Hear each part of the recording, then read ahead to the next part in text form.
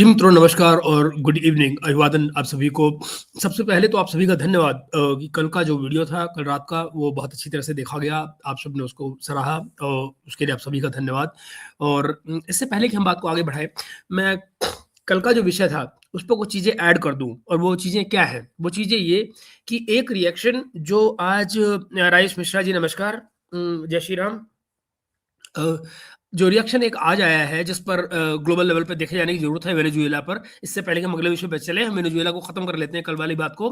Venezuela में जो reaction आया है, तो वो बड़ा रिएक्शन आया है चाइना से। चाइना ने लगभग 24 घंटे इंतज़ार किया है इस घटना के बाद में, और उसके बाद में उन्होंने इस पर रिएक्शन दिया है कि अमेरिका को चाहिए कि वो जल्दी से जल्दी उन्हें या तो रिलीज़ करे, और उनको जो भी नेगोशिएशंस करनी है शांति के साथ में, वहाँ की सरकार के साथ में, अपना काम करे। और बेसिकली एक सॉवरेन मुल्क के ऊपर इस तरह के हमले का कोई तुक नहीं बनता है, एंड इट्स जस्टिफिएबली सो। मुझे भी लगता है कि वो चाइना इसमें कहीं भी गलत नहीं है। लेकिन मैं कुछ बातें आपको ये बता दूं। देखिए, जो गवर्नमेंट की टॉपलिंग हुई है वेनेजुएला में, मदुरो का जो कैप्चर किया गया है, मैं तो कैप्चर ही कहूंगा उसको, एक तरह की किडनैपिंग है।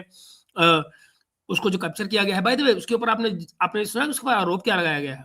आरोप ये लगाया गया है अमेरिका में, जो पैम बॉन्डी हैं, जो उनकी सॉलिसिटर जनरल है अमेरिका की, उन्होंने कहा है कि उनके पास मशीन गन है।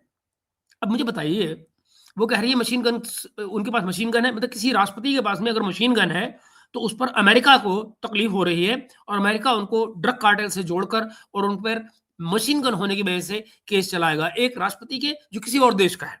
इनको क्या लेना देना है, ये कोई नहीं जानता। लेकिन खैर, हम ये सारे का सारा जो मुद्दा है, उसने बेसिकली तमाम जो ग्लोबल जियो पॉलिटिक्स है, उसमें खलबली मचा रखी है इस समय। खास तौर पर चाइना के लिए ये बहुत बड़ा झटका है। क्यों? क्योंकि मदुरो जो है, वो उनके सबसे करीबी सहयोगियों में से एक थे। मदुरो जो कि यहाँ के राष्ट्रपति थे। अब अगर मैं यहाँ एक छोटा-सा पॉइंटर दे देता हूँ आपको, ताकि आपके सोचने के लिए बात रहे, और फिर हम जब कभी इस पे विस्तार में चर्चा करेंगे आने वाले 1-2 दिन में, तो उस पे हम और बात करेंगे। देखिए, चाइना ने बहुत कड़ा रुख अपनाया है, लेकिन अभी तक ये सिर्फ डिप्लोमैटिक रेटोरिक तक ही सीमित है। इससे आगे बात नहीं गई है। स्ट्रॉन्ग कंडेमनेशन किया गया है। चाइना की फॉरेन मिनिस्ट्री ने इसको एक हेजेमोनिक एक्ट कहा है, दादागिरी कहा है, जो कि सही भी है। मैंने भी कल यही कहा था इनको, और इंटरनेशनल लॉ का उल्लंघन बताया है। इमीडिएट रिलीज की मांग की है बीजिंग ने, और साथ ही कहा है कि अमेरिका जो है, वो प्रेसिडेंट मादुरो और उनकी पत्नी को तुरंत रिहा करे। साथ ही उन्होंने सॉवरेनिटी का मुद्दा उठाया है। उन्होंने कहा है कि चाइना का कहना है कि एक सॉवरेन देश पर इस तरह का हमला होना गलत है, और अमेरिका को यूएन चार्टर का सम्मान करना चाहिए, कि ये कोई तुक नहीं है कि आपको कोई पसंद नहीं है, इसलिए आप जाके वहाँ हमला कर देंगे। अब इसके अलावा चाइना ने अपने नागरिकों के लिए, यानी वहाँ वेनेजुएला के अंदर मौजूद अपने नागरिकों के लिए एक ट्रैवल एडवाइजरी जारी की है, और उन्हें सुरक्षित रहने को कहा है कि वो सेफ रहें और एम्बेसी के टच में रहें। ओके। साथ ही वेनेजुएला में चाइना का क्या दांव पर है, ये समझ लीजिए। चाइना ने पिछले 20 सालों में वेनेजुएला में बहुत कुछ इन्वेस्ट किया है। उसके आर्थिक स्टेक है वहां पर, लगभग 80 बिलियन का लोन दे रखा है उसने, $80 बिलियन का। Sorry sorry, I am sorry, $60 billion का। I am sorry, absolutely sorry, 60 billion, 60 billion dollar का लोन दे रखा है। ये सारे के सारे ऑयल बैक्ड लोन्स हैं। और अगर नई सरकार जो है, जो सत्ता में आती है, जिसमें जाहिर है अमेरिका का हाथ होगा, जो भी सत्ता में आएगा वो अमेरिका का सपोर्टेड होगा, तो चाइना को डर ये है कि ये के सारे कर्जे जो हैं उसके, वो डूब सकते हैं या इलीगल करार दिए जा सकते हैं। नतीजा ये कि उसका सारे का सारा पैसा डूब सकता है। फिर एनर्जी सिक्योरिटी। चाइना जो है, वो अपनी एनर्जी सप्लाई को बरकरार रखने के लिए और डाइवर्सिफाई करने के लिए वेनेजुएला के तेल पर उसकी डिपेंडेंसी है। सॉरी, आज की तारीख में चाइना जो है, वो करीब 75 से 80% वेनेजुएला का तेल खरीदता है। यानी टोटल ऑयल जो वेनेजुएला प्रोड्यूस करता है, उसका 75 to 80% अकेले चीन खरीदता है। फिर जो एक स्ट्रेटेजिक फुटहोल्ड है उसका अपना, यानी कि इस वेनेजुएला की वजह से चाइना का लैटिन अमेरिका में एक फुटहोल्ड बना हुआ है, जिसको कि अमेरिका अपना बैकयार्ड मानता है, हैं? और वहाँ वेनेजुएला चाइना का सबसे मजबूत राजनीतिक आधार है। एक तरह से चाइना का फुटप्रिंट पूरी तरह से वेनेजुएला पे मौजूद है। मदुरै का जाना, मदुरै का अरेस्ट होना, मदुरै का किडनैप होना, वो उसका मतलब क्या है कि इस क्षेत्र में चीन का प्रभाव कम हो गया है। ऐसे में एक सवाल उठता है, और वो क्या है दोस्तों, कि चाइना क्या कर सकता है? प्रैक्टिकली चाइना क्या कर सकता है? मान लीजिए कि अमेरिका कोई एक्शन नहीं लेता, मान लीजिए कि अमेरिका मदुरो को नहीं छोड़ता, तो भला चाइना क्या कर लेगा? एक काम तो कर सकता है, और मुझे लगता है कि इससे हमको हैरानी नहीं होनी चाहिए अगर आने वाले दिनों में ये काम हो जाए। वो क्या है? क्या चाइना रेयर अर्थ मिनरल्स की अमेरिका को सप्लाई एक बार फिर से रोक सकता है?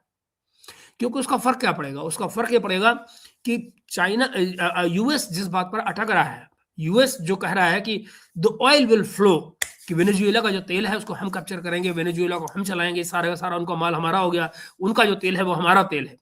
वो तो दरअसल चोरी कर रखा है उन्होंने, हमारा सारा तेल है। ओके, तो इसका मतलब क्या है? इसका मतलब ये कि जो डाइवर्सिफिकेशन था ऑयल का, जो जिसकी नीड चाइना को थी, सॉरी, अमेरिका उस पे रोक लगा रहा है। ठीक?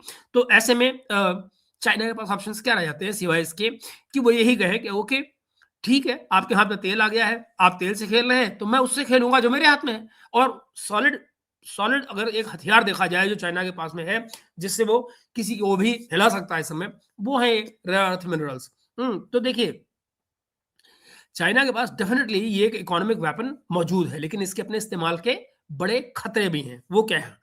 देखिए, एक्शन पॉसिबल है। चाइना ने पहले भी जो ग्लोबल प्रोसेसिंग का 90% उसके पास कंट्रोल है, और उसने अमेरिका को ये सप्लाई पहले भी रोकी थी, फिर भी रोक सकता है। और ये उसने जापान के साथ भी किया था, 2010 में किया था।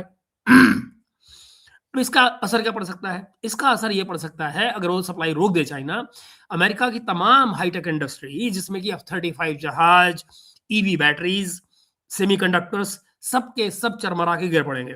ठीक? यानी कि जो जिस इंडस्ट्रियल डेवलपमेंट की बात अमेरिका सोच रहा है, वो खाली तेल में बैठ के तैर ही सकता है, और कुछ किसी का लायक नहीं बचेगा। तो मगर इसका काउंटर रिस्क भी है, और काउंटर रिस्क क्या है? काउंटर रिस्क ये है कि अगर चाइना ऐसा करता है, तो अमेरिका इसको इकोनॉमिक वॉर मानेगा, और जवाबी कार्रवाई में चाइना के एसेट्स फ्रीज कर सकता है। हुँ? और वेनेजुएलन ऑयल को पूरी तरह से ब्लॉक कर सकता है। ये एक ऑप्शन है। लेकिन दोस्तों, सच्चाई क्या है? मैं जब इस बारे में सोचता हूँ तो मुझे ये भी लगता है कि फिर अगर कोई अमेरिका ये सब क्यों कर रहा है? अमेरिका ये सब जो कर रहा है दोस्तों, दरअसल उसके पीछे जो मुझे लगता है, मैं गलत भी हो सकता हूँ, लेकिन मेरा मानना ये है कि अमेरिका ये सब कुछ सिर्फ और सिर्फ एक कारण से कर रहा है। उसको अपने डॉलर का वर्चस्व अब जाता हुआ नजर आ रहा है। उसको नजर आ रहा है कि ये जो डी डॉलराइजेशन का जो प्रोसेस शुरू हो गया है एक तरह से दुनिया में, वो अब रुकने वाला नहीं है। तो वो उस प्रोसेस को रोकने के लिए इस समय पर डेस्परेशन में, हड़बड़ाहट में, जो कुछ भी उससे बन पड़ रहा है, वो कर रहा है। एक तरह की गुंडागर्दी कर रहा है। तो अभी आप आने वाले दिनों में हैरान मत होइएगा अगर वो किसी ब्रिक्स के देशों को भी हड़काने लगे इसी बात से कि बेटा या तो रास्ते पे आओ, और वरना हम तुमको भी ऐसे ही मारेंगे। तो इसीलिए मैं कहता हूं कि भैया, एकता जरूरी है सब में। खैर, लेकिन इससे अब फर्क क्या पड़ेगा? अगर मान लीजिए चाइना ऐसा कुछ एक्शन ले लेता है, और ये आप मानिए कि ब्रिक्स जो है वो एक बहुत बड़ा ऑप्शन बनने जा रहा है आने वाले इस साल में, इस 2026 में। ब्रिक्स में जो कुछ होगा, वो अमेरिका की इकोनॉमी, अमेरिकन सोसाइटी पर एक लंबे अरसे के लिए बहुत बड़ा इंपैक्ट डालेगा। मैं नहीं जानता हूं कि दरअसल क्या होगा, क्या। और मैं आपको ईमानदारी से बताऊं, मुझे इस सारी कड़ी में सबसे कमजोर कड़ी जो नजर आती है ब्रिक्स में, वो भारत की नजर आती है। मैं पूरी माफी के साथ ये बात कर रहा हूं। मैं आपसे माफी मांगता हूं कहने के लिए, लेकिन मुझे सबसे कमजोर कड़ी जो है, वो भारत ही नजर आती है। पूछिए क्यों? क्योंकि हम ही हैं जिनको बैलेंस करने का बड़ा शौक चल रहा है। हमें हमेशा लगता है कि हम अमेरिका के भी साथ बैलेंस कर लें, हम चीन के साथ भी बैलेंस कर लें, और हम तीनों के साथ में बैलेंस कर लें, और इस सारे खेल में दरअसल हम हमेशा देर कर देते हैं। हमें जो काम पहले करना होता है हम नहीं कर पाते हैं, और फिर बाद में हम हड़बड़ी से दाएं बाएं आगे पीछे भाग रहे होते हैं। ट्रूथ ये है कि उसमें अल्टीमेटली देश का नुकसान होता है। जो इन जनरल दुनिया का नुकसान होता है वो तो होता ही है, उसका तो कहना ही क्या। तो जो इस समय पर हालात हैं ब्रिक्स में, मुझे लगता ये है कि अल्टीमेटली कोई ना कोई हल लोगों को निकालना होगा। ब्रिक्स में बैठकर लोगों को ये सोचना होगा कि जो कुछ वेनेजुएला के साथ हुआ है, कल हुआ, परसों हुआ है, क्या वो किसी और के साथ नहीं हो सकता है? और अगर हो सकता है, तो उससे बचाव के रास्ते क्या है? ये बातें ऐसी हैं जो विचारणीय हैं, जिन पर सोचा जाने की जरूरत है। इसके बिना बात बनेगी नहीं। अच्छा, तो ये और ये देखिएगा, ये कहना कि चाइना अगर सप्लाई रोक देगा तो वो उसको वॉर मानेगा कि उसके ऊपर वॉर छेड़ दिया गया है। तो क्या अमेरिका वॉर नहीं छेड़ रहा है दुनिया के साथ में? अमेरिका क्या कर रहा है? अमेरिका को किसी दुनिया में किसी से शिकायत क्यों हो कि किसी ने उसके खिलाफ वॉर छेड़ी? डब्ल्यूटीओ को भाई इकोनॉमिक वॉर के लिए आपको कहाँ जा सकते थे? आप जा सकते हैं डब्ल्यूटीओ में, ठीक? डब्ल्यूटीओ में मुझे बताइए क्या अमेरिका मौजूद है? क्या अमेरिका सपोर्ट कर रहा है वहां पे? डब्ल्यूटीओ में मौजूद जो जजेस हैं क्या वो वहां पे हैं? है ही नहीं।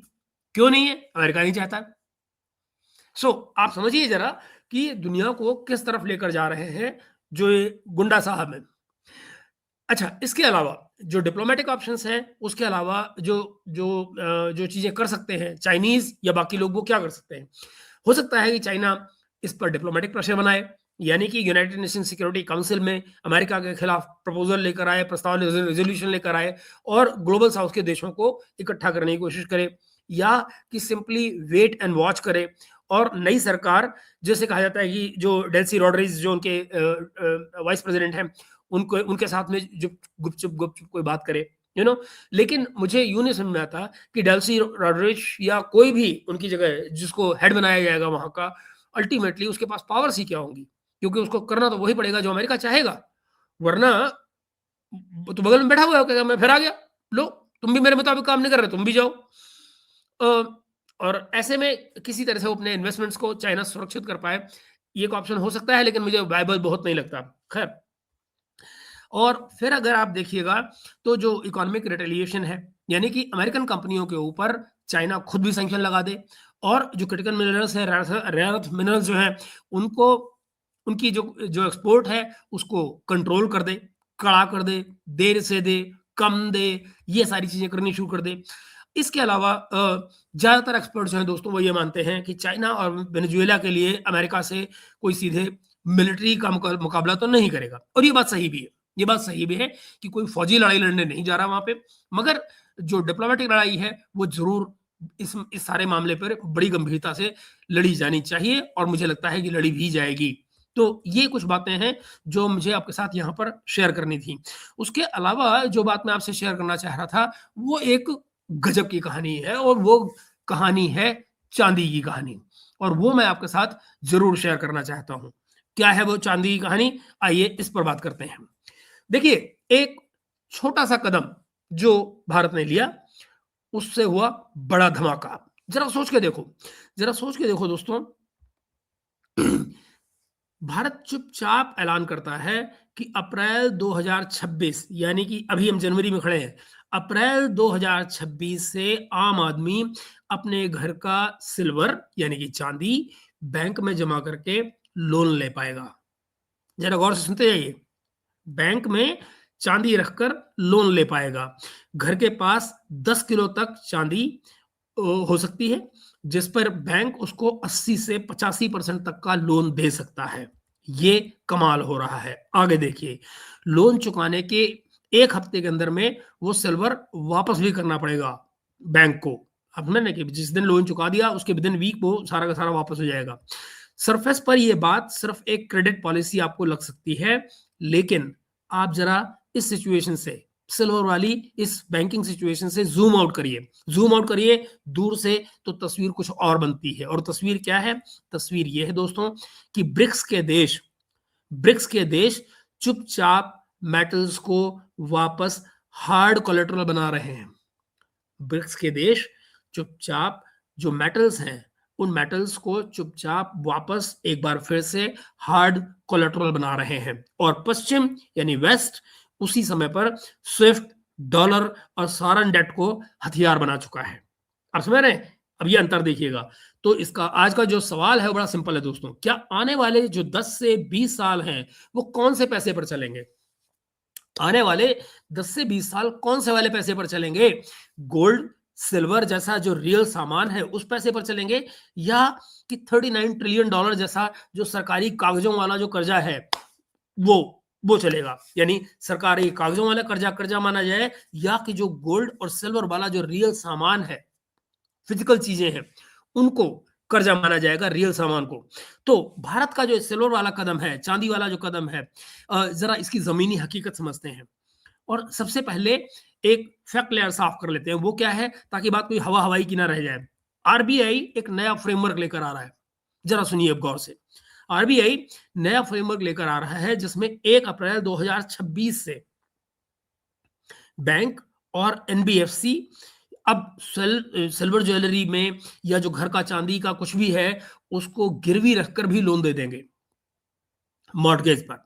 जैसे आज आप सोने के साथ करते हैं, ठीक वैसा ही आप चांदी के साथ भी कर पाएंगे। ये बात क्लियर हो जानी चाहिए। आगे देखिए, परिवार अपने पास जो रखा हुआ सिल्वर है उसको प्लेज कर सकता है। बैंक उसकी जो करंट मार्केट वैल्यू है उस पर एक हल्का सा कट लगाकर यानी 70 से 85% तक का लोन दे देगा। लोन बंद होते ही सिल्वर 1 हफ्ते के अंदर वापस करना कंपल्सन है, ताकि बैंक जो है वो कोलेटरल को चुपचाप बेच ना दे। आप समझ रहे हो? ऐसा नहीं है कि वो बैंक के पास ही रह जाएगा। वो वापस हो जाएगा। जिसका जिसका सिल्वर है उसके पास वापस हो जाएगा। मैं दोबारा से कह रहा हूं, लोन बंद होते ही जिस दिन आपने लोन चुका दिया तो बैंक जो है उसको 1 हफ्ते के अंदर में सारा का सारा सिल्वर है आपका वो उसको वापस करेगा। ऐसा ना हो ताकि किसी कलेक्टर को कोई चुपचाप बेच दे या रिहाइपोथेकेट ना कर दे, तो ये किस्सा है।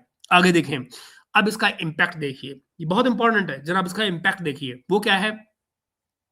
ग्रामीण यानी जो रूरल हमारा सेक्टर है या जो मिडिल क्लास है, इनके घर का क्रेडिट का रास्ता खुल जाता है। भारत में करोड़ों घर हैं दोस्तों जिनके पास जमीन कम है, फॉर्मल इनकम कम है, लेकिन शादी ब्याह होते हैं, पीढ़ियों से जमा सिल्वर गोल्ड अच्छा खासा रखा रहता है। तो अब वो सारे का सारा इनफॉर्मल किसी महाजन के पास जाके रखा जाए और फिर पता नहीं महाजन साहब कितना ब्याज लगाएं, दे न दें, खो दें, चोरी हो जाए, डाका हो जाए, कुछ भी हो जाए उनके घर में, बजाय वहां जाने के सीधे वो बैंक जा सकते हैं। बैंक से चाहे वो एजुकेशन लोन लें, चाहे वो स्मॉल बिजनेस चलाने के लिए कोई लोन लें, घर के लिए लोन लें या इमरजेंसी के लिए लोन लें। सिल्वर एक चीज, सिर्फ एक चीज जो है वो आपको कलेक्टर में देनी है और वो है घर की चांदी। अब आप आगे चलें। Dead asset becomes productive asset and plus it also gives you strategic buffer. कैसे? अंदाजे कहते हैं कि भारतीय घरों के पास में दोस्तों 10 से 15,000 टन तक चांदी पड़ी है। जरा गौर से सुनिएगा, अंदाजे क्या कह रहे हैं, भारतीय घरों में 10 से 15,000 टन तक चांदी पड़ी हुई है, मंदिर, घर, ज्वेलरी सब मिलाकर।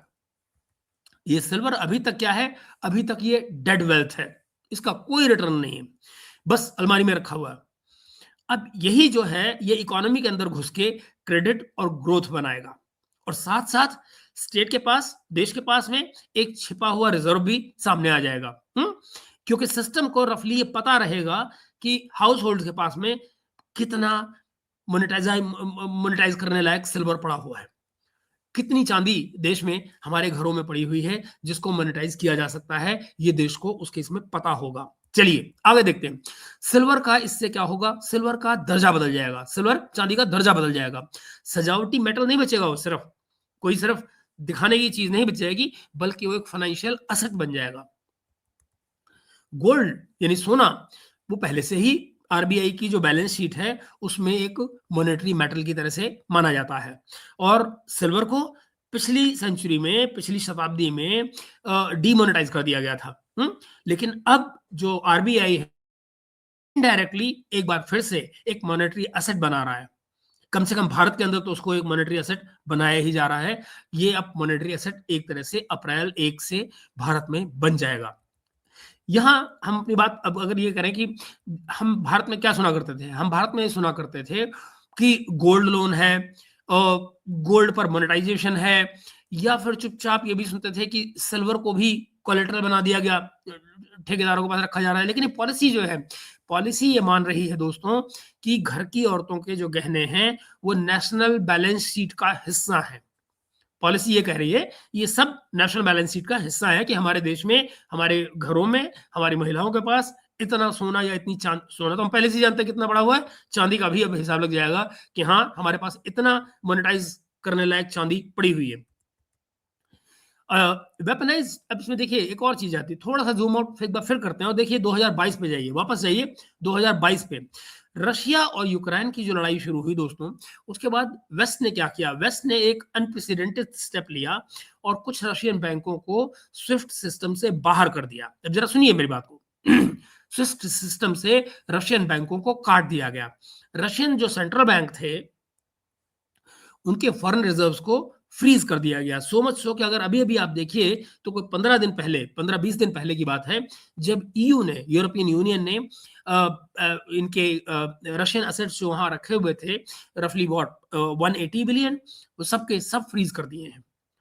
अभी तक वो किसी को दिए नहीं गए। हाँ, उनके ब्याज को जरूर कहा गया कि उनका ब्याज जो है वो यूक्रेन को दिया जाएगा ताकि वो रशिया के साथ लड़ाई लड़े। ये रशिया का पैसा और रशिया रशिया के पैसे से ही आने वाले ब्याज से यूक्रेन को लड़ाई लड़ने के लिए दिए जाएंगे वो पैसे, ताकि वो रशिया से लड़ाई लड़े। लो कर लो बात, ऐसे हालत है।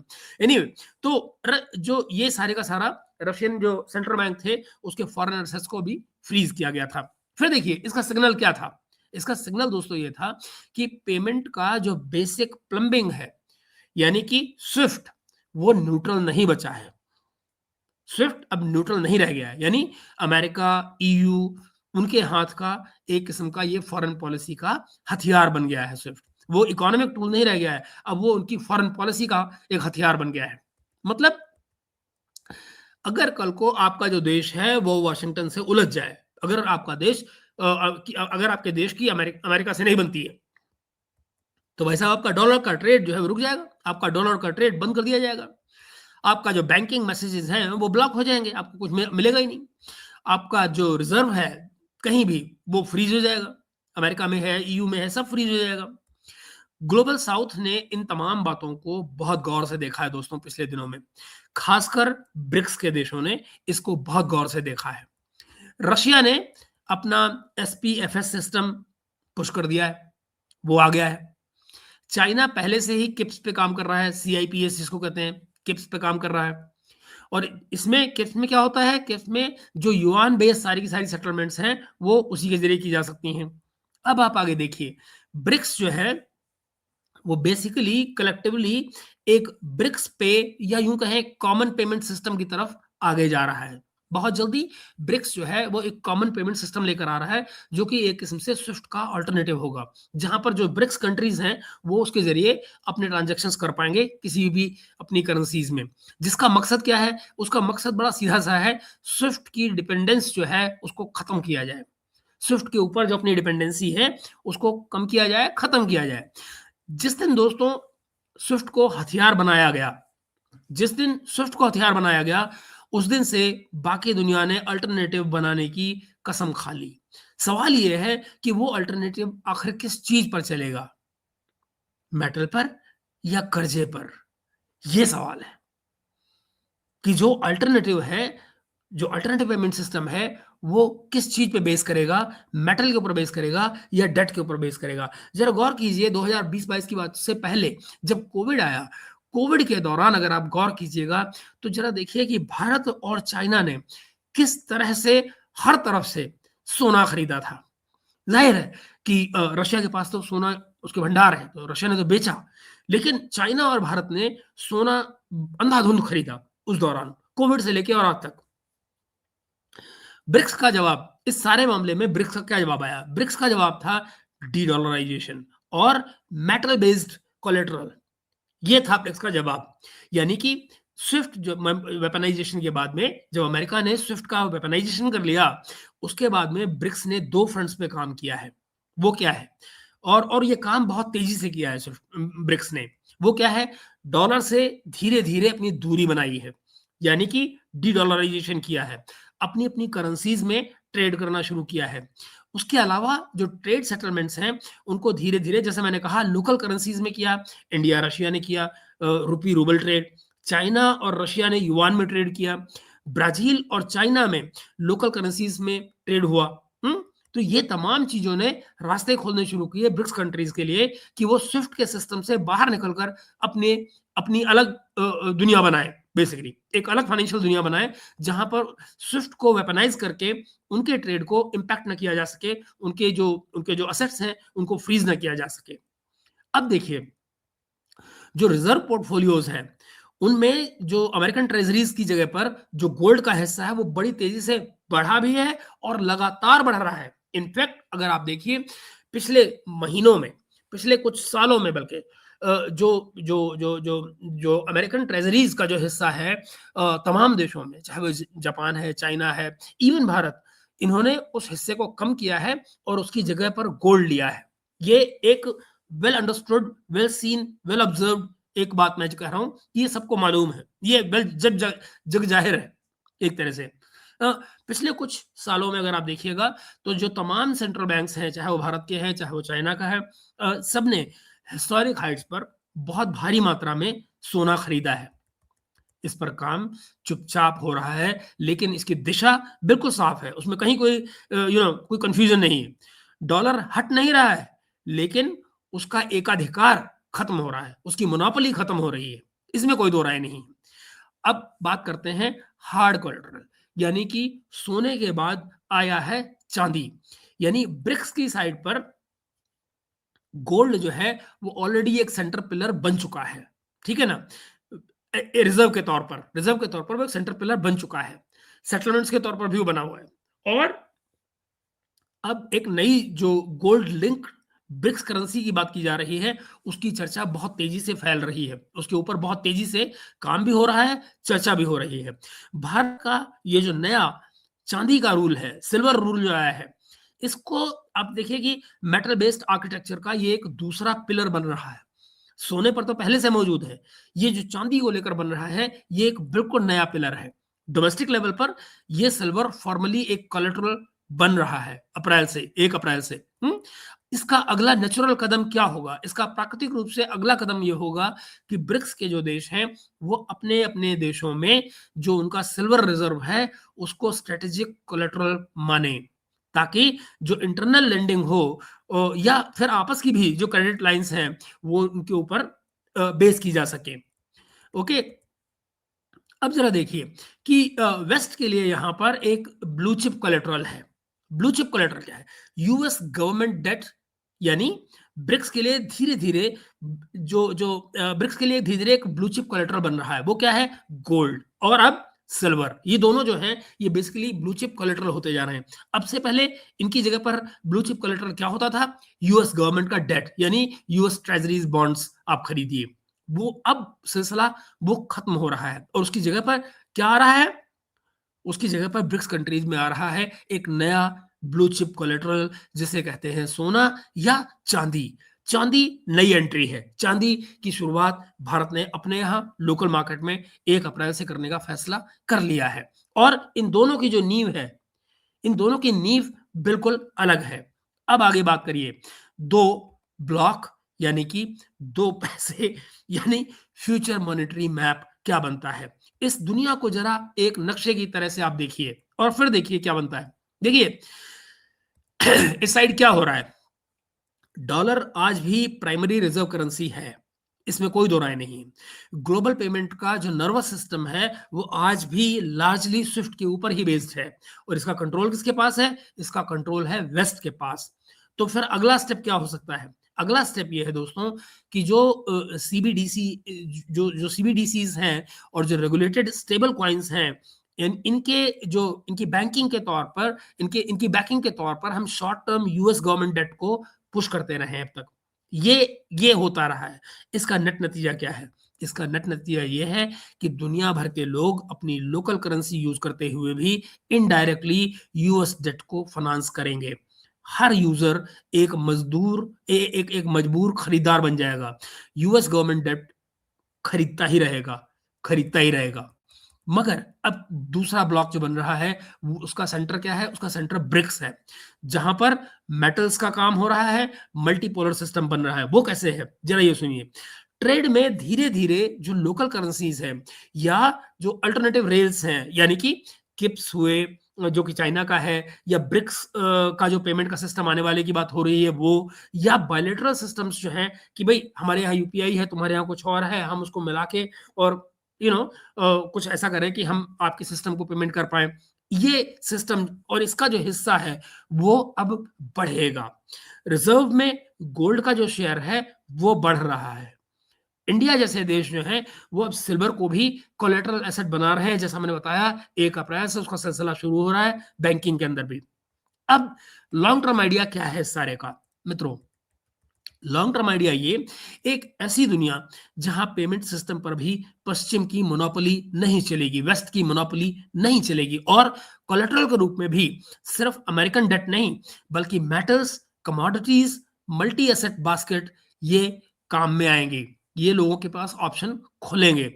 यहां अब अगर मैं ये कहूं कि जो आपका विश्वास जो है वो भला किस सिस्टम पर ज्यादा टिकेगा, अब जरा सोचिए ना, ये एक सवाल है। ये एक सवाल है सोचने का कि आपका जो भरोसा है वो किस सिस्टम पर ज्यादा टिकेगा, वो जहां पैसा जो है वो मेटल से जुड़ा हुआ है, या वो पैसा जो गवर्नमेंट के कर्जे से जुड़ा हुआ है, अमेरिकन कर्जे से जुड़ा हुआ है, जिसका दरअसल फिजिकल किसी चीज से लेना देना है ही नहीं। सो बेसिकली मायने इसके क्या है? इसके मायने ये कि दरअसल आपका भरोसा नॉर्मली उस वहां से जुड़ेगा जो चीजें किसी फिजिकल आइटम से जुड़ी हुई हैं, किसी फिजिकल मेटल से जुड़ी हुई हैं, चाहे वो सोना है, चाहे वो चांदी है। ओके, आगे देखिए। अब भारत के भीतर क्या है? भारत के भीतर सीन ये कि आम आदमी के लिए इसका क्या मतलब निकलेगा?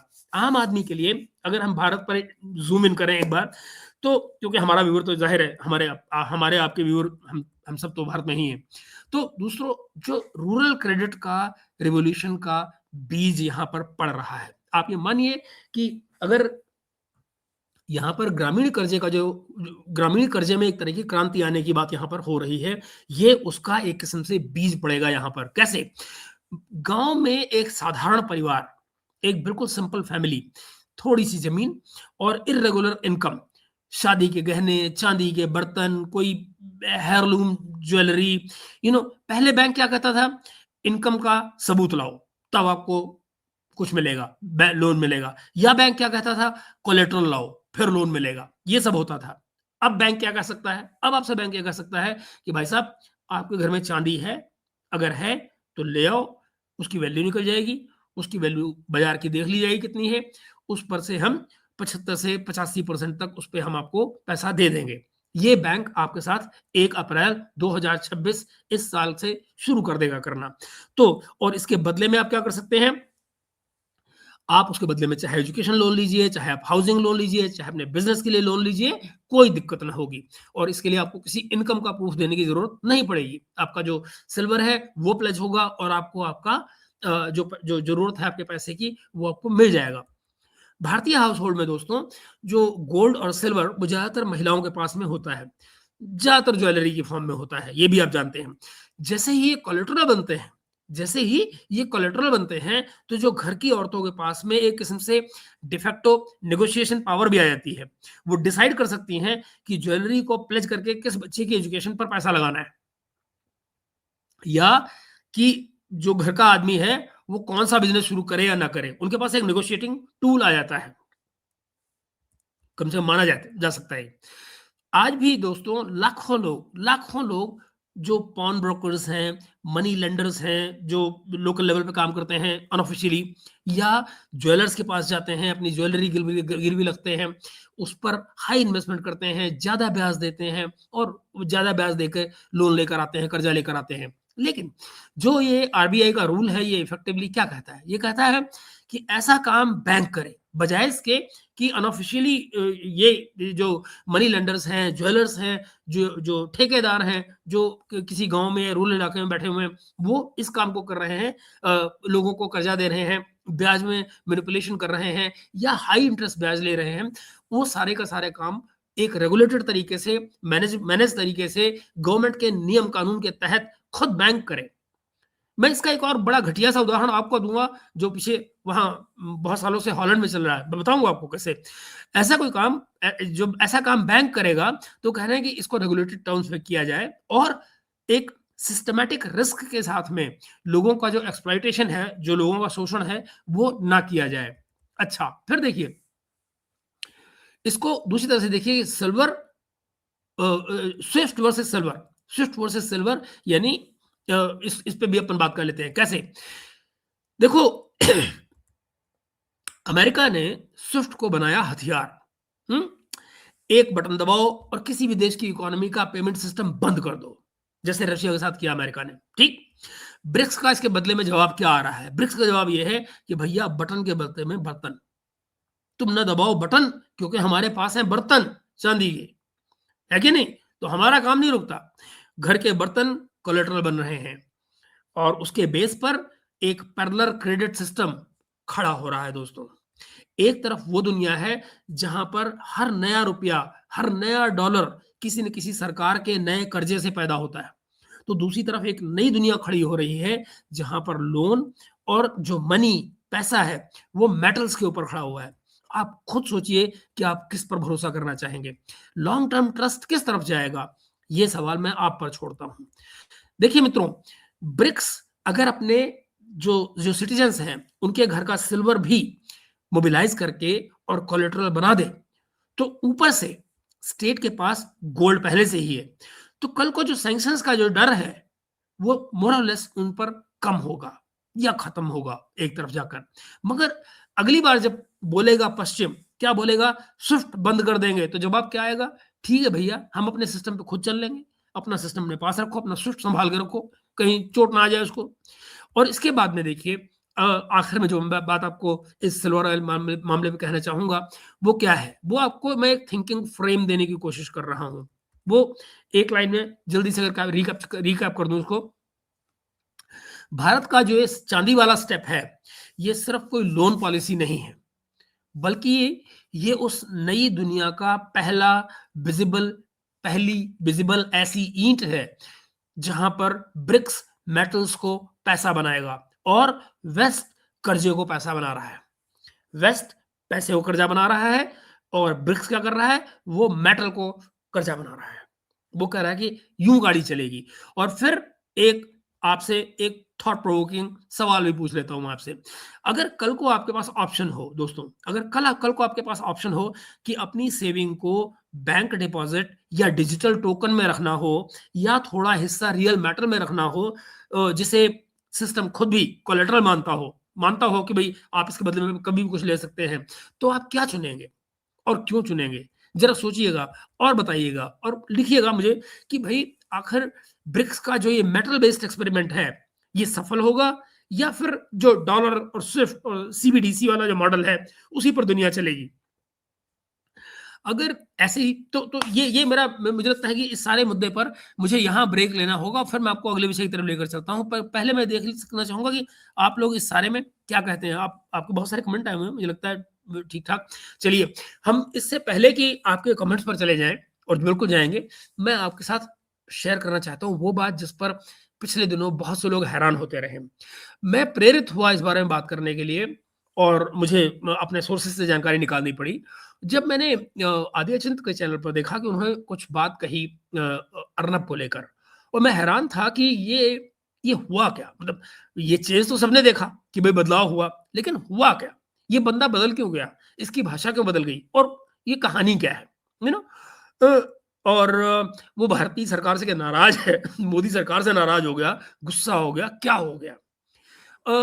उसमें जो बातें इन्होंने बताई, दरअसल उनमें कुछ चीजें गलत थी, फ्रॉडिया थी, झूठ थे। और मुझे लगा कि मैं उनकी बातों को काटने तो नहीं बैठूंगा, लेकिन मैं कम से कम आपको सच बता दूं। हुआ क्या?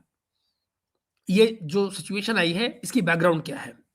कहानी शुरू होती है तब से जब आपको याद हो शाहरुख खान के बेटे वाला किस्सा पड़ा था, आपको याद हो तो वानखेड़े जो भागा पड़ा था, जो ड्रग वाला बंदा था, है ना? ये उस समय की बात है। और आपको याद होगा उस समय पर अर्नब के अरेस्ट के वारंट भी इशू हुए थे। तो उस समय अर्नब भागे थे बॉम्बे से, नोएडा में थे, यहीं से प्रोग्राम भी कर रहे थे। मतलब ऑफिस बॉम्बे में था, सब हर कोई जो है वो बॉम्बे से काम कर रहा था, लेकिन ये यहाँ दिल्ली आ गए थे और यहाँ नोएडा से काम कर रहे थे। ठीक ठीक है, ये बात यहाँ से शुरू होती है। फाइनली अर्नब को ये लगा कि भाई वहाँ खतरे हैं, तो इन्होंने क्या किया? इन्होंने ग्रेजुअली वहाँ से अपना ऑफिस मूव कर दिया नोएडा में। नोएडा में उन्होंने बहुत पॉश, बहुत बड़ा और बहुत हसीन ऑफिस बनाया है, बहुत ज़बरदस्त ऑफिस बनाया है, कोई दो राय नहीं इसमें, बहुत ज़बरदस्त ऑफिस बनाया है। तो वहाँ पर अच्छा, इसके साथ ही उन्होंने एक और चीज़ की। देखिए, ये सब चीज़ें पैसा खाती हैं। जब आप एक जगह से शिफ्ट कर रहे हैं, तमाम चीज़ों को मूव कर रहे हैं, एक अच्छे खासी चलती हुई जगह, वहाँ से जब आप चीज़ों को मूव करते हैं तो अपेरेंटली आपको वहाँ प्रॉब्लम आती है। पैसा लगता है उन चीज़ों में, नुकसान होता है आपका। वो नुकसान हुआ, प्लस फिर नोएडा आए, ये सारा स्पेस लिया, बड़ा स्पेस, फिर उसको तैयार करना, एक शेप देना अपने मुताबिक, ये सब चीज़ें पैसा खाती हैं।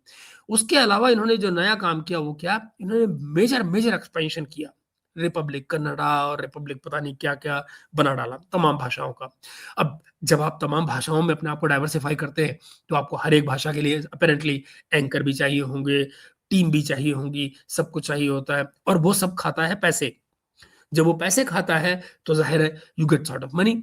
एक बात, अब इस बात को ज़रा यहाँ पर रखिए, ये एक पहलू है। ये एक पहलू है कि एक आदमी इस पे काम कर रहा है, अपने आप को एक्सपेंड कर रहा है, उसके लिए उसको पैसे की ज़रूरत है, वो पैसा वो लगा रहा है, नतीजा है कि आमदनी उतनी नहीं बननी है क्योंकि नए चैनल हैं, तो you know you can get it कि भई एक्सपेंसेस हैं और पैसा अभी नहीं आ रहा है, क्योंकि नई सब कुछ नया-नया खुला है। आगे देखिए, हुआ क्या? यहाँ से एक सिलसिला और सामने आता है, वो क्या कि सुधीर चौधरी की अपॉइंटमेंट होती है दूरदर्शन में, प्रसार भारती में। वहाँ से उनको क्या मिलता है? 15 सीआर पर एनम। अब देखिए, उन लोगों को जिन्होंने गाना गाया इतने दिन तक सरकार का, सालों तक, तो अपैरेंटली उनको तकलीफ तो ये होगी ना कि भैया गाना हम गाते रहे और माल कोई और लेगा। तो एक तो वो तकलीफ हुई और फिर दूसरी तरफ ये देखिए कि वो तकलीफ तो थी ही और फिर है कि भई अपैरेंटली अच्छा अर्नब इज़ अ बिकाऊ name, don't don't forget about it. मैं ये इसमें कोई दो राय नहीं हो सकती है कि उसकी अपनी एक ऑडियंस है और उसका अपना एक एक चेहरा है जो बिकता है and he has his own style. किसी को अच्छा लगता है, किसी को बुरा लगता है, बट वो है, is a marketable commodity. Arnab Goswami. So अब आप ये देखिए कि इस सब के बीच में उसकी मुश्किल ये है कि ना तो उसको एड्स एडवर्टाइजमेंट्स की मुश्किल आ रही है, प्लस एक और मुद्दा जो बहुत ज़माने से चल रहा है, वो मुद्दा चल रहा है 2020 से। मैं बड़ा ब्रीफली आपको ख़त्म करने की कोशिश कर रहा हूँ इस प्रोग्राम को यहाँ पे। मैं आपको बताऊँ, 2020 में एक किस्सा चला, उसमें आए 3 लोग, रिपब्लिक, न्यूज़ एक्स और टीवीएन भारती क्या है वो, भारतीय समथिंग, टीवीएन जो 9 जो है, वो आया इसमें। इन 3 नेटवर्क्स की पिटीशन थी और वो पिटीशन भारत सरकार को क्या थी कि भई अ, जो लैंडिंग पेज का सिस्टम है, उसको खत्म किया जाए। लैंडिंग पेज क्या होता है कि जब आप अपना केबल टीवी या कुछ भी चलाते हैं या जो हैथवे वगैरह जो जो जो सिस्टम्स हैं, वो जो चलाते हैं, तो जो पहला पेज आपका खुलता है that is called landing page. अच्छा, तो वो ज़ाहिर है वो फिर टीआरपी में अब क्या ऐड होता है, जब पहला आता है तो लोग ये माना जाता है कि भई लोग इसको ज़्यादा देखेंगे या दिखा रिकॉर्ड में वो ज़्यादा आता है। तो वो एक बेनिफिट मिलता है उस कंपनी को या उस चैनल को जो वहाँ पे पहले लैंडिंग पेज पे आता है। लैंडिंग पेज पे जो जो जो भी चैनल होगा उसको बेनिफिट मिलता है उसका। अच्छा, आगे चलो। यहाँ से कहानी शुरू होती है। उस पिटीशन पे आज तक फैसला नहीं हुआ है। आदित्य चंद साहब का ये कहना था कि टीआरपी के रूल बदल गए हैं और लैंडिंग पेज का रूल बदल गया है। कुछ नहीं बदला है। बिल्कुल गलत बात है। आज भी वैसे का वैसा है और आज भी ज़ाहिर है landing page cost you something. तो लैंडिंग पेज की कीमत कौन दे सकता है? वो जिसके पास पैसा हो। तो हुआ क्या है दोस्तों, तमाम मीडिया जगत जो है, वो इस समय एक बीच से फट गया है। कार्टेल 2 कार्टेल्स में बँट गया है एक तरह से और वो अपने एसेट्स को और ज़्यादा से ज़्यादा बढ़ाते चले जा रहे हैं। अडानी ग्रुप और अंबानी ग्रुप, बड़ी सीधी-सी बात है। अब उसमें आप ये देखिए कि जैसे अंबानी के पास सीएनएन, आईबीएन है और उससे जुड़े हुए आपको जो तमाम 2 जो सबसे बड़े जो नेटवर्क्स हैं बेसिकली केबल्स के भी आप पाएँगे वो भी उन्हीं के पास हैं। ये सिलसिले लगातार चल रहे हैं और ये लोग अपने लिए और ज़्यादा एक्विजिशंस ले रहे हैं। तो नतीजा क्या हो रहा है कि एक किस्म की मोनोपोली या यूँ कहिए 2 पार्टियों की मोनोपोली बनती चली जा रही है और इनके पास इतना पैसा है कि they can afford to basically pay more. तो जो प्राइस ये दोनों दे सकते हैं, अपैरेंटली बाकी चैनल्स वो नहीं दे सकते हैं और चूँकि वो नहीं दे सकते हैं, तो अपैरेंटली वो टीआरपी में कहीं बैकफुट पर चले जाते हैं। They can not compete with these 2 who have more money, more financial muscle power. ठीक है ना? तो बेसिकली ये सारी की सारी जो लड़ाई घूम फिर के आ रही है, वो आ रही है रेवेन्यू की। It is about the money that people carry in their pockets and इसीलिए वो फ्रस्ट्रेशन है कि भई वो लोग जो जो इतने सालों से सरकार की सेवा कर रहे थे, मोदी गुणगान कर रहे थे, भई उनके हाथ अल्टीमेटली आया क्यों? अब उनके हाथ में क्या आया? अच्छा, इसमें तो कोई बात नहीं है कि देखिए कोई भी दूध का धुला तो होता नहीं है, गलतियाँ सबसे हो रही होती हैं, क्रिटिकल पॉइंट हर जगह पर होते हैं, तो उन क्रिटिकल पॉइंट्स को उठाना ठीक भी होता है। और अगर कहीं अर्नब गोस्वामी जैसा चेहरा जो actually by nature aggressive journalism करता हो, अगर वो उन मुद्दों पर उठाए, तो कहने ही क्या, सोने पे सुहागा। तो यानी जो लोग कल तक अर्नब के शो में जाने से मना करते थे, आज वो हँसते हुए अर्नब के शो में आ रहे हैं। आप पा रहे हैं ये बात को? तो ये चीज़ अल्टीमेटली कहाँ जाके एंड अप होगी मैं नहीं जानता हूँ, मगर जो रियलिटी है दोस्तों वो यही है कि अर्नब के पीछे जो जो चेंज ऑफ टोन है, उसके पीछे जो ये रीज़न्स हैं, वो बेसिकली अल्टीमेटली घूमते हैं जाकर फाइनेंशियल रीज़न्स की वजह से, इससे आगे कुछ नहीं।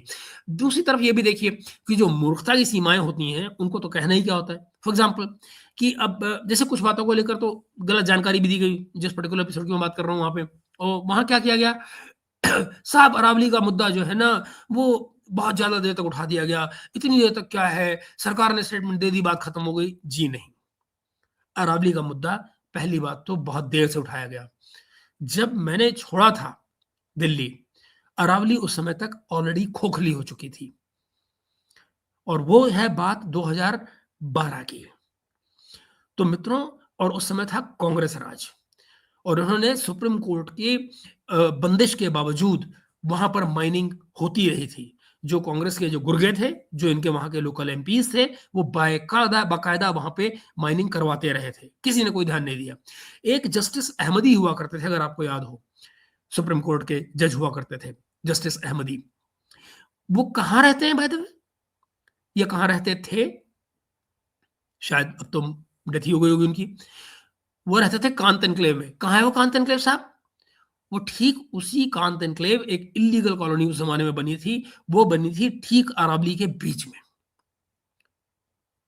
वो घर उनका वहां आज भी है, आप जाकर देख सकते हैं। अब तो वहां उनके चारों तरफ फ्लैट उग गए हैं। जिस समय वो लिया गया था, बिल्कुल लश ग्रीन अरावली थी वो।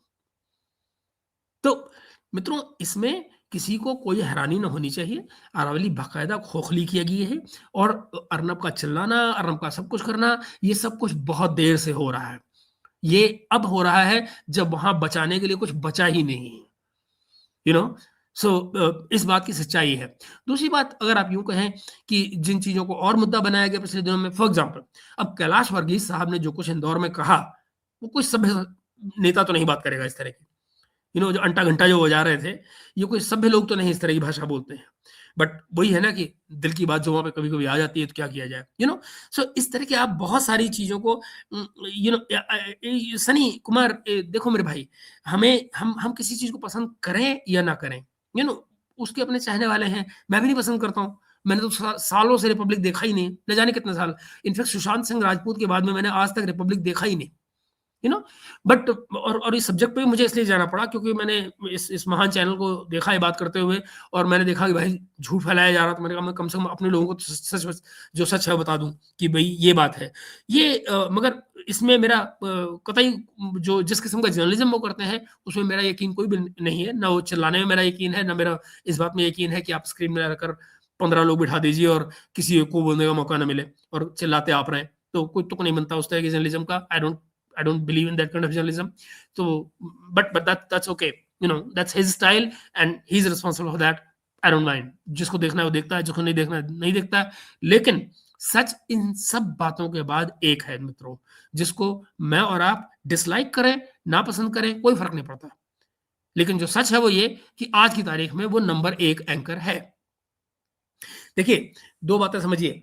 अगर किसी आदमी को, आज तक क्या होता था, किसी भी आदमी को जो कि बाय नेचर एंटी मोदी या एंटी गवर्नमेंट बात सुनना चाहेगा, तो आप यकीन मानिए आंख मूंद के अब तक वो सीधे सीधे राजदीप के चैनल पे जाएगा।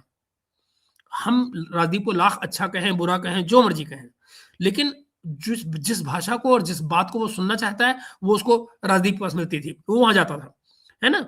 इसी तरह से इसके बिल्कुल रिवर्स वाला जो उल्टा मामला था, वो अर्नब के पास जाते थे, हिंदी में, इंग्लिश में, कहीं भी, है ना। बट बियॉन्ड दैट, अब चूंकि अर्नब ने टोन बदल दी, तो आप देखिए कि जरा अचानक जो पॉलिटिकल सिनेरियो है वो कैसा बदला बदला नजर आ रहा है आपको, है कि नहीं। ये सिलसिले हैं। एनीवे, तो मैंने कहा मैं आपको फैक्ट कम से कम बता दूं कि भाई की ट्यून क्यों बदली है। इसके पीछे कोई ऐसा नहीं है कि सरकार की आलोचना उसका उद्देश्य है। मामला ये है कि भाई परेशान था और वो ये देख रहा है कि बचाव की कोई रास्ता ही नहीं है, और सारे रास्ते जिन लोगों को ये ढोल पीटता रहा वो कोई उसकी मदद को आगे नहीं आ रहे हैं, यू नो। और ये जो पिटीशन है ये बहुत जेन्युइन है। ये जो लैंडिंग पेज वाली जो पिटीशन जिसके बारे में मैंने आपको बताया, ये एक्चुअली बहुत, ये एक किस्म का नाजायज फायदा देती है उन ग्रुप्स को जो बेसिकली लैंडिंग पेज बाय कर सकते हैं। तो आइडियली देखा जाए तो सरकार को इस पे कुछ करना चाहिए। इस this thing should go away. इसका कोई अस्तित्व नहीं होना चाहिए इस तरह की चीज का। But this is how things are right now.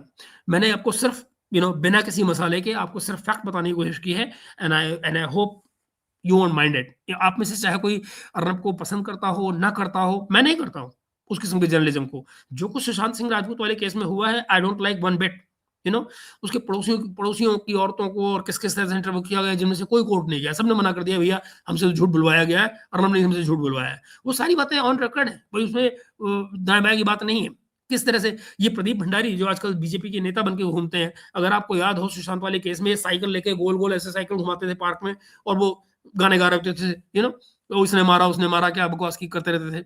So I mean we have seen all that, हमारी अपनी आंखों के आगे सब कुछ हुआ है।